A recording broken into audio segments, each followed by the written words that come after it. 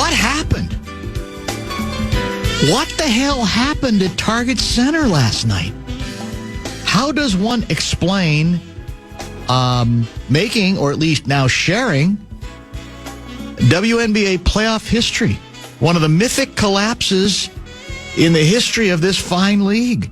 And suddenly, it's a series. I love when they say that.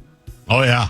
You're up 1-0, you've got game 2 at home, and you lose it, and they say, it's a series. Got a series now. Got a series on your hands. It's what they say. The old Flip Saunders comment was, it's not a series until each team wins on the other team's home court. So that would necessitate the Minnesota Lynx splitting the next 2 games that will both be played in, is it Phoenix, Arizona? It is, yeah. Or is it Glendale? Where is it? Where do they play? No, they play in Phoenix. They play in Phoenix? Yeah, downtown. 89-83, your favorite basketball team loses in overtime to Phoenix in gobsmacking, shocking fashion. Up 20 midway through quarter number 3. And you can kind of tell that once the Nafisa Collier shot at the buzzer in regulation didn't go in, I felt like the home team might be in some trouble. They looked and played deflated, and Phoenix had to look at it like, we got them on the run now. And in the overtime, we couldn't score. Actually, nobody was scoring all that effectively, but they were scoring a little bit, and we were not scoring at all. So now we find ourselves in a 1-1 series with the possibility that this believed to be almost ordained championship run ending in Phoenix. I don't know when the next 2 games are played, but I know each of them is played in Phoenix. Friday night, 8:30 Central Time, and then Sunday night as well. I will tell you that I tend to not be a believer in they need a 3, foul them, so the best they can do is get 2. I don't historically subscribe by the notion that you gotta foul. Finchy doesn't like, I think his philosophy is he rarely fouls in that situation. Am I not right? I don't think Finchy loves fouling in that spot.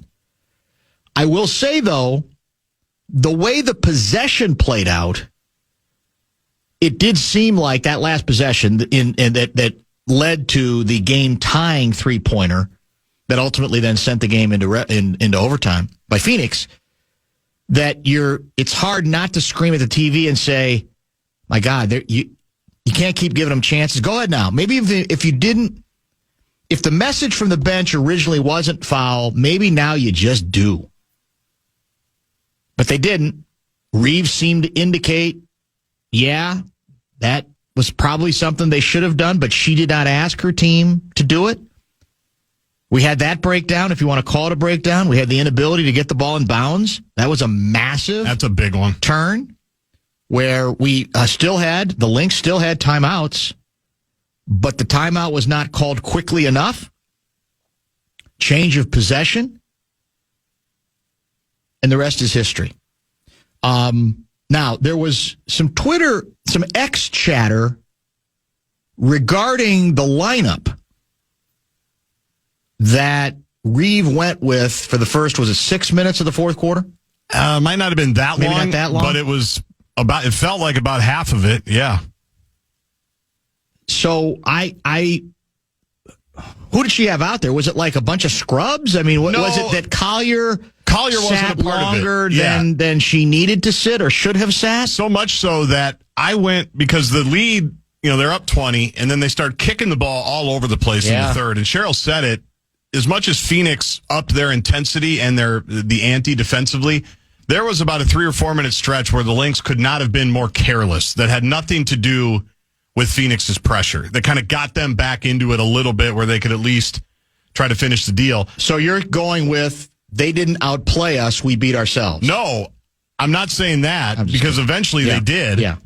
But what allowed them to get back into it, in my opinion, was just utter carelessness from the Lynx. I can't get on the online right over now. and over. Yeah. And so then I'm watching, and they keep coming back, and they're coming back, and I'm sitting there, and I think for a second, did Collier get hurt? Did she load management? Did she roll an ankle that I missed while I was doing some other things? Why is Nafisa not out there? I think Williams was another one who wasn't out there for a minute, and she didn't play great down the stretch either. But because the run was coming, and then I think the next substitution, Collier was in there, but it was very odd. It was very odd that she was on the bench as long as she was. I don't know if that's the usual, finishing kick that they do. I don't know their usual rotations in games like this, but it was very strange. All right, let's get to. I have to use my phone to get to the play-by-play because our internet is acting rather sketchy at this point. We started the fourth quarter. That's the other thing. I mean, the truth of the matter is that there was a stretch in the third quarter where they, as you say, they're mounting a comeback. But then I felt like we stabilized it a little bit, and it felt like, okay, they're going to make a run. It's expected they're going to make a run.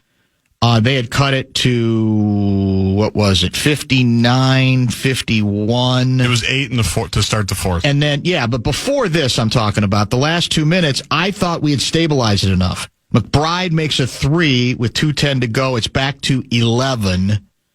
And I felt like maybe that part of the problem, maybe there was too much a sigh of relief being breathed at that point. But then they hit, Westbeld hit a 3-pointer with 41 seconds to go in the third, and now it's back to 8. And as you say, once you start the fourth quarter and it's an 8-point game, really, that's a ball game. Mm-hmm. I mean, that's certainly a game where if you play not great and they play well, you're going to be in pretty good, you got a pretty good position, pretty good opportunity to steal the game. So now I'm looking at the fourth, and let's see. McBride makes a layup, gives us a lead, goes back to 11 with 7:18. 7-foot pull-up by Whitcomb. It's back to 9. They cut it to 7 on a Bonner 2-pointer with 6:04 to go. Smith enters the game for Carlton at 5:37. Courtney Williams enters the game for Jessica Shepard, 5:37. And Nafisa at 5:37. So that's half, when. Yeah, about halfway through. So the lead is still, it's not prohibitive. It's 7. I mean, it hasn't really gone down that much from what it was at the end of the third quarter. So you're bringing your main people back up 7 with 5:37 to go. You should be able to, at home, championship pedigree, you should be able to finish that job, which most assuredly they didn't. Some very careless turnovers were indeed made. Some shots just were not being made that often are. Courtney Williams missed a couple of jumpers we're used to her making. If I were a betting man, and I'm not, if I were a betting man, I believe that the Lynx are still going to win this series. I think they're going to rebound. I think so. But it did, obviously, this is what you want to avoid. This opens the door. It encourages the opponent. Maybe it makes them feel like we've figured something out about them. But when it's, and I don't know, maybe I'm forgetting during our 4 championship runs some cataclysmic collapses, which we then survived by responding. I don't know. I remember one quite like this though. Do you? 20 points. Was it halfway through the third? Yeah, about that. In that range was, I think, the last time. And it was free and easy. They were playing well. They were playing well. The first half, they played beautifully. Yeah, I never felt like, I actually thought that this game was going to be pretty close throughout, and it really wasn't. Let's see. 59. Collier hits a 3-pointer with 5:45 to go in the third. Lynx up 20 at that point. 59-39. I'm looking for when she hits that shot at 5:45. Then I see Heidemann comes in 5:12 for us. So does that mean Collier played the rest of the third? I don't see her getting out. I don't see her being removed. So again, I mean, yeah, maybe it was a little long, but the fact is they still had as big a lead as they had when the third quarter began. So I don't know. We'll see. I thought here what was interesting to me too was in the post game, Reeve looked kind of like she's been hit hard on this one, don't you think? I yes. thought now I'll give her credit. I mean, she didn't run from it. She acknowledged all of it, even some of her own responsibility and culpability. But ordinarily what we've seen with this team, we just talked about it yesterday, is when they need to, they just guard so well that even if their own offense is struggling a bit, it doesn't matter. They just clamp down. And they didn't. And I also thought Phoenix moved the ball well. I thought Phoenix did a good job of keeping the ball moving, getting much of the time pretty damned good shots. And then, of course, they just hit a couple of clutch threes. And then that one possession where it started with a three that was an air ball, I believe, but they get the ball back. And to me, it's at that point where you go, even if you didn't originally want to foul, don't you at some point say, let's just foul? Well, you also need to make sure you know where all the shooters are. That's true. And they were helping real low. Yes, they were. But you don't want to give out the easy two either. But who took the jump fake? Was it Smith? Who got faked out of her jock? Well, that's a wrong term. Wrong sport. I can't remember which player. Wrong gender. But it was definitely, if you stay strong and on the ground, you're going to be able to defend that shot better because they ended up getting a decent three to tie it. Yes. Right? Yes. Decent look. And part of it, I think, is because she was helping so low in the lane, she had to come scrambling out because the shooter was pretty much wide open. And so she was in scramble mode, and scramble mode is not where you want to be. No, definitely not. Lots of texts coming in. Reminder, outstanding guest lineup today. Bumper to Bumper is the name of the program. Barreiro and Guardsy with you until 6:15 today or 6:30? I think we're all the way through. All the way till 6:30 today. Yep. Shorter show. In fact, I think we're out at 5:45, you told me, tomorrow. We are. But today, we've got Mace in your face, not in studio here, but in another studio, apparently, with which he's becoming quite familiar. And then that's at 4:02. And then we got Kessler, also not in studio, but from another place with which he is very familiar at your favorite airport. Right? MSP, Twin Cities International. He is scheduled for 5:30 this very evening. Only have so far one complaint. I expected more. That we started the show with Lynx conversation. Come on, Dan. Most of us pay zero interest in the WNBA, and that's just a fact. Am I offending people by starting one show, one day, with the championship pedigree Minnesota Lynx and a historic calamitous collapse? I like to think not, but I know you're out there. I hope you can handle it. I hope you're going to be okay, because we're going to forge forward, and we're going to cover a lot of ground before this show is done. Comedy icon Adam Sandler is bringing his You're My Best Friend tour to the Grand Casino Arena on October 22nd. Don't miss out on brand new jokes, classic bits, maybe even a song or two. And tickets are on sale now. Full details are at KFAN.com. Keyword calendar.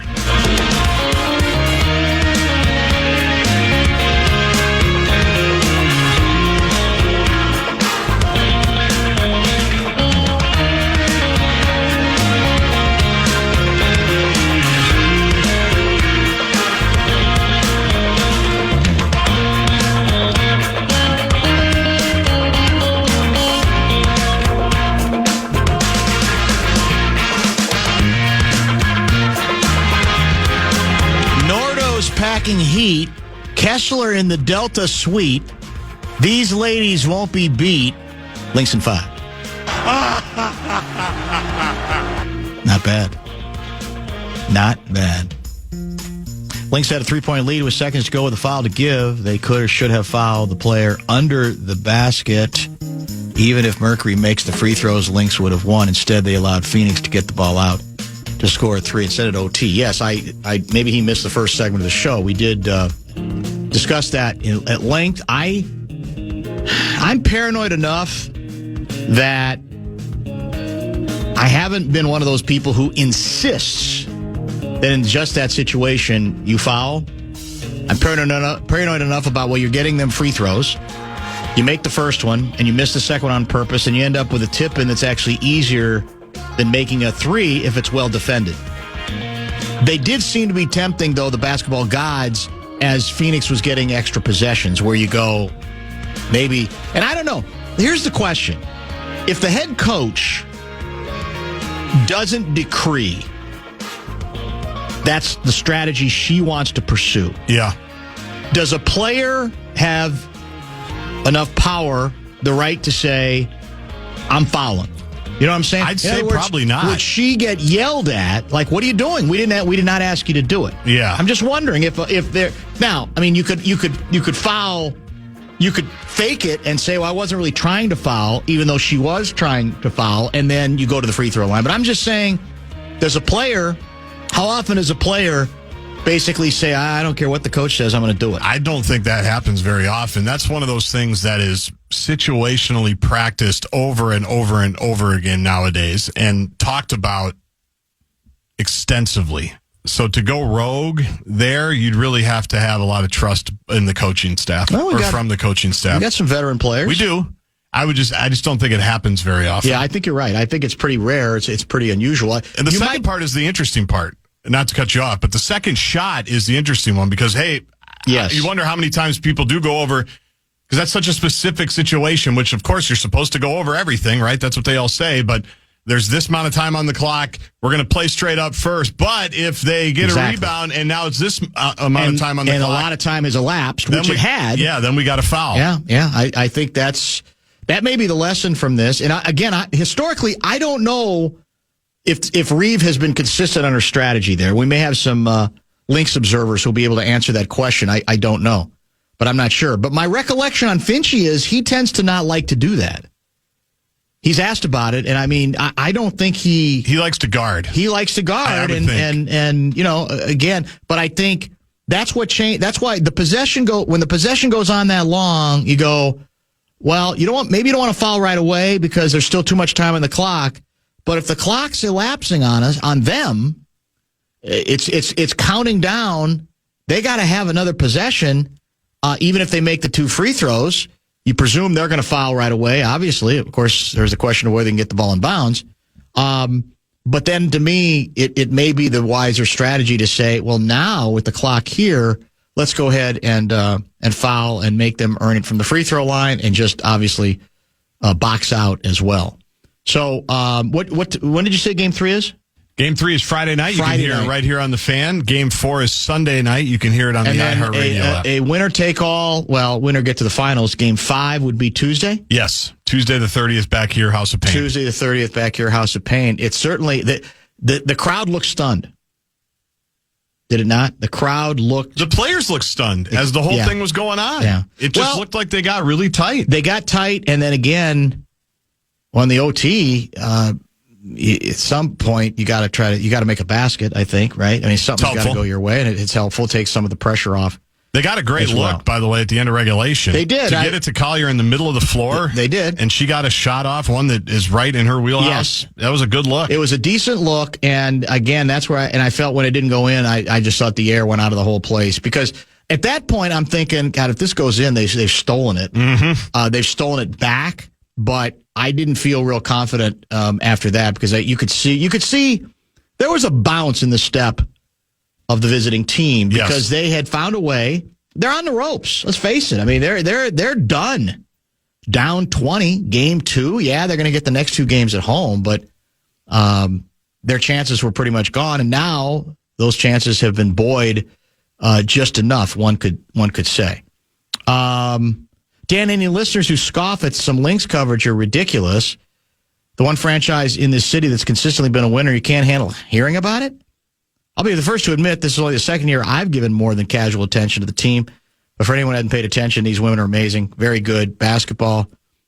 When it comes to unselfish pure basketball, the amazing shooting and passing, it's about as good as it gets. That's Mike from New Richmond, who sounds like he's a relatively recent convert, I guess I would say.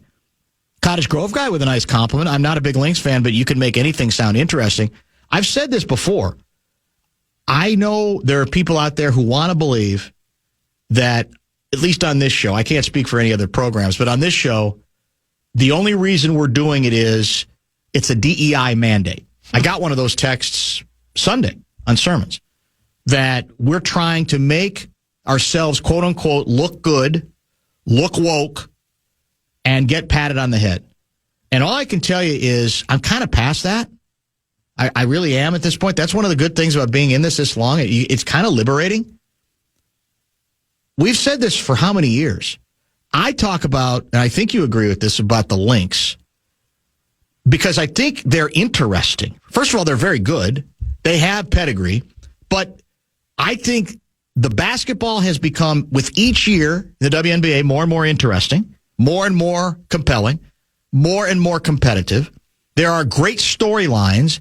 We have a coach who, now we don't have her on as much as we used to, but had very compelling conversations with her. She's an interesting study. She's obviously the best coach in the league. They've had, world-class players all over the place, obviously including Maya Moore and the local hero, Lindsay Whalen, right?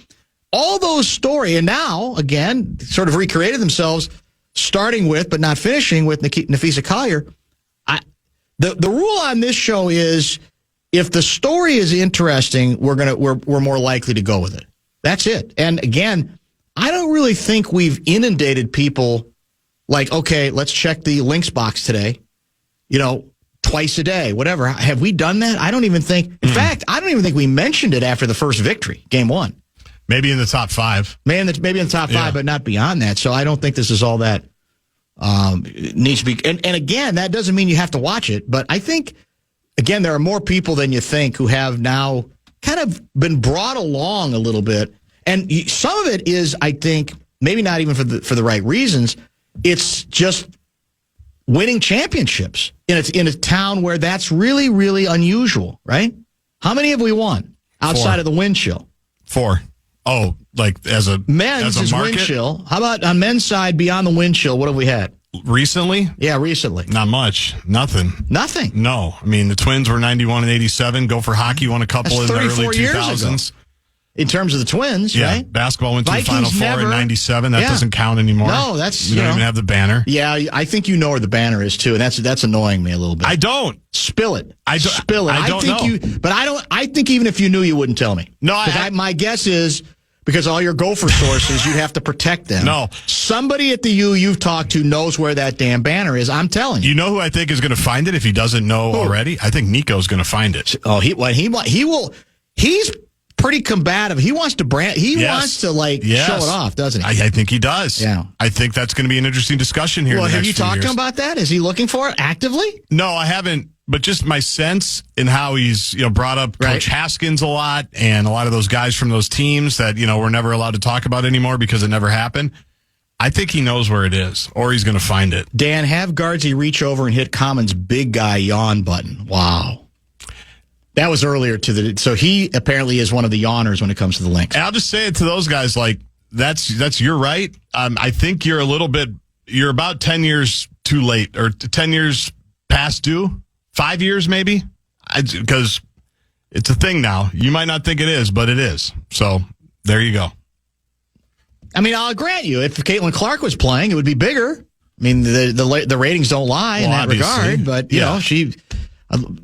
Maybe. Do you think there's any chance if Indiana makes it to the finals without her? Do you think there's any chance we could get Clark in a trade? You think at some point Indiana would say we might be better without her? You think that's possible? I don't. Plus, she's an injury risk at this point. You have to make the call, don't you? Who's a bigger injury risk at this point, Caitlin Clark or Kirill Kaprizov? I was going to say J.J. McCarthy. Wow. That might be the right answer. KFAN welcomes Trans-Siberian Orchestra for 2 amazing shows at Target Center December 28th at 3 p.m. and 7:30 p.m. And tickets are on sale now. Complete show details, including a link to buy tickets, are at KFAN.com, keyword calendar.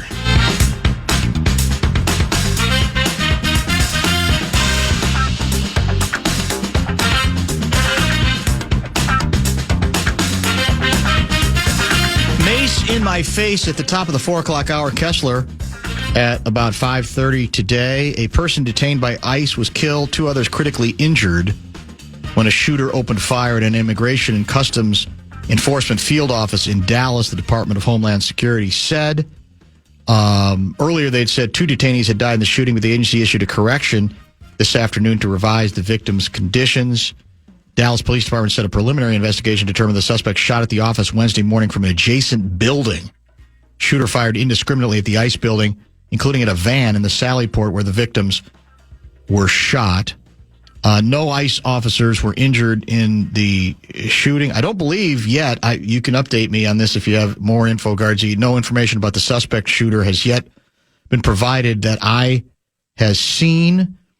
Joseph Rothrock, special agent in charge of the FBI's Dallas field offices, the FBI's Dallas field office, said early evidence showed rounds found near the suspected shooter, quote, contained messages that are anti-ICE in nature. Your guy, Kash Patel, posted an image on X of one of the unspent shell casings at the scene engraved with the phrase anti-ICE. So we call this in the business an active investigation, and another one where within minutes of the story breaking, the hall monitors immediately, and I know they mean well, I do. I know they mean well, reminded us to wait another 2 or 3 minutes before we determine motive, who to blame, Sharks, Jets, et cetera, et cetera. It's a waste. I would say to all of us hall monitors, it's a waste of time. It doesn't matter how many times we say it. It doesn't matter how many times we regurgitate it. People are going to do exactly what they want to do, right? I mean, don't we have pretty much solid evidence of that at this point? Yes, we do. Your guy, I did not watch it as it took place, but I saw some highlights of it. Your guy, Jimmy Kimmel, returns to late night last night. The stuff I saw, I did not see the entire, did not watch the entire monologue.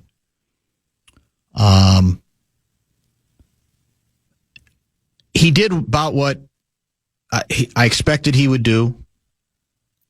He had the tearful moment that I'm sure was probably mandated during the meetings.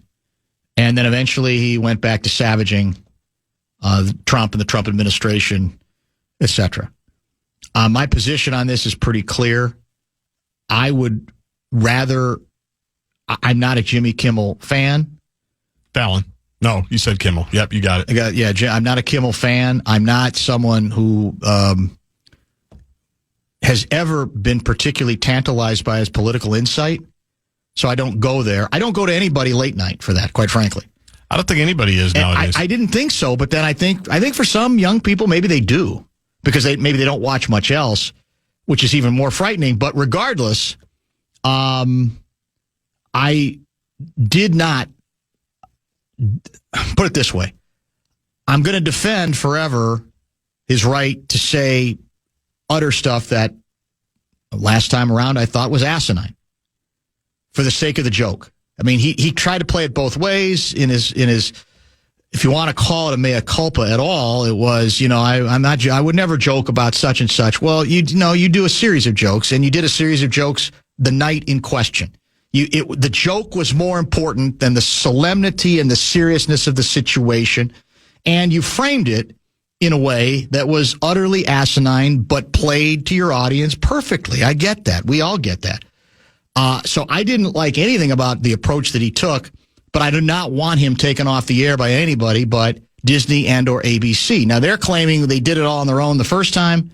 The problem with that, of course, was you had the clumsy timing, the words of FCC guy, we can do this the hard way or the easy way. He has now backed off and said, well, I never really meant that they had to be pulled off the air. The president himself has said, to the folks on the righty side of the aisle say, well, they didn't do it. That's a shock. That's a surprise to the president of the United States. He thought he did do it. He thought it got done. And he has laid out via Truth Social the fact that he's very displeased that he's back on the air. I'd much rather have him back on the air, criticizable, take shots at them, disagree with them. Don't even have to watch them, quite frankly.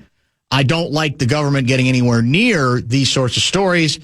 We talked about that several times during COVID, during the Biden administration. I was nervous then. This took it to the next level. So did you watch it, or did you see the highlights? And I've just seen a couple of the clips. No, I didn't stay up to watch it. And I've just watched a couple of the clips. And yeah, it went about as I expected that it would. Yes, pretty much. Exactly. Nothing really unpredictable about it. Bradshaw and Bryant KFAN text line is wide open, 64686. Yes, Sean Salisbury will join us, but it's Thursday. He'll join us on Thursday. That's tomorrow, right? Yeah. Now, he may be from a different location. Oh, is that right? Is what he told me last week. Yeah, you may have to do some negotiating with him to see where he is. Okay. He's got a big family event either this weekend or next weekend. Okay, I'll double check with him. And so see what he's up to. But so that could change some things? Possibly, yeah. And, we've got some of our regulars are in Dublin later in the week. Yeah, it's going to get funky, but we'll figure it out. We've got Don Bentley on Friday. Oh, I forgot about that. That's right. Because the new Mitch Rapp series is coming out next week, and he's going to join, not in studio, but he's going to join via phone on Friday. So it's going to be a chaotic couple of days, and we're out at 5:45 tomorrow because of wild hockey in Vikings country. Even better. By the way, one other item that kind of flew under the radar from the weekend because it's been so busy from a toy department standpoint that I do think we need to spend a minute or two on today. Did you see over the weekend the Star Tribune story? Pretty good reporting, I think, regarding some stuff they gleaned. This has to do with the Minnesota Department of Human Services and I guess you could say the latest Minnesota fraud case, right? Yep. This involves, in this case, this Housing Stabilization Services Program. And they offered up, did the Star Tribune, pretty damning evidence to suggest that to the notion that Minnesota Department of Human Services had no idea this was going on, no inkling, and it was difficult for them to figure out what exactly was going on, the challenges of properly, I guess you could say, vetting individuals, companies trying to be a part of this whole grand experiment is pretty false. They relate, does the Star Tribune, that 2 years before the U.S. Department of Justice indicted Christopher and Emmanuel Falade for allegedly defrauding the state, the Minnesota Department of Human Services was warned that their company was engaging in potentially fraudulent activities. An unidentified caseworker notified the state in September 2023 that Falade Care LLC was falsifying timesheets to receive payments through the Minnesota House Stabilization Services Program. That's according to state records. Caseworker also claimed the company was evasive and non-responsive to questions. According to the complaint, these suspicious actions, poor communication, and lack of transparency make us suspect that Falade Care may be engaging in fraudulent billing practices, the complaint said. According to this story, Department of Human Services never investigated the complaint, referring it instead to an outside Medicaid administrator. In fact, the DHS continued making payments to Falade Care for nearly 2 more years. Federal prosecutors, you'll recall, indicted the Falades on fraud charges for allegedly billing more than $2.2 million in services through the program. State data shows the company received more than $700,000 in 2024 after the DHS was made aware of fraud allegations. The 2023 complaint highlights the Walz administration's sluggish response to allegations of fraud in a state program that ballooned well beyond what it was projected to cost when it was created in 2020. The Star Tribune discovered the tip in a trove of documents released by the DHS in response to an open records request. The findings also conflict with what DHS Temporary Commissioner Shireen Gandhi's statement, what she said to lawmakers this week that the department had received, quote, only vague credible allegations of fraud before this year. We were told that there was widespread fraud, but not who it was, she said. And under questioning from lawmakers, she said the DHS started getting tips in 2023, but didn't know the alleged fraud was more widespread until this year. And that's just sort of the that's sort of the tip of the iceberg of the story. But it does, it's damning on another level, right? The fraud's bad enough, but this is the next step. Basically, checking on the credibility of the comeback being, well, this is really hard, really difficult, and we really had nothing credible until much later. This would indicate, at least in the case of these two individuals, there were plenty of very detailed, specific allegations, and they just punted. They just said, well, give it to the Medicaid people. Well, let's just keep writing the checks. It's not even worth going into. That sentence is what I have the biggest problem with, is you're the ones distributing the money, right? Correct. So unless I'm missing something, the money's coming from DHS. So why would you ask somebody else to investigate it? That doesn't make any sense. No, it makes absolutely no sense at all. And, we're back to, I don't know how many people should have lost jobs. Okay, I'm not saying everybody should have lost their job. It's easy to throw that out and say, clean house. Maybe you can make the argument for that. But even if you're not making the argument for that and you don't want to be that reckless and that all-inclusive, isn't it a bit strange that I don't think hardly anybody has lost anything? And we talk about accountability all the time, certainly in government, and it doesn't look like there's any accountability here. And with this kind of reporting, I think the notion that, well, not much we could have done, and we didn't really have, we had very vague allegations, I think that's being shattered. That notion is being shattered, and so should then the credibility across the board of the individuals who were allegedly entrusted with the idea of figuring out who we can trust in giving out, dispense this kind of money, and who we can't. And that, to me, should call into question all of it. Meanwhile, as I said, we got this at the same time, and I know this is a strategy, but it's failing as far as I'm concerned. The decision has been made in the governor's office, in the DFL, to go, no. If we play defense on this, we're going to get bludgeoned. We're coming out on the offensive. We're congratulating ourselves for the efforts we have made to expose this fraud. If not for us, a lot more fraud would have taken place for what? Another 5 years? I don't know. And I just don't think the record indicates that that's a viable position that most people, even I dare say some Democrats, are going to accept. I mean, does it pass the smell test? I don't think it does. No, mostly because of how can you congratulate yourself when everybody sees these numbers? And we joked about it on Enough Said on Friday. Like, you may get us for $500 million. Yeah, right. But eventually, don't get too greedy, because eventually we're going to find ways to siphon that off. We're going to find a way to plug the dam here. So don't get too greedy after $500 million over all these different frauds, because we'll find you. There has been, where's the quote here from DHS Inspector General James Clark? We just can't take a reactive approach in our fight against fraud. We need to be proactive. We've heard it from Joe Thompson, the acting Minnesota U.S. attorney. Minimal state government oversight for new providers and low barriers to entry. I get it.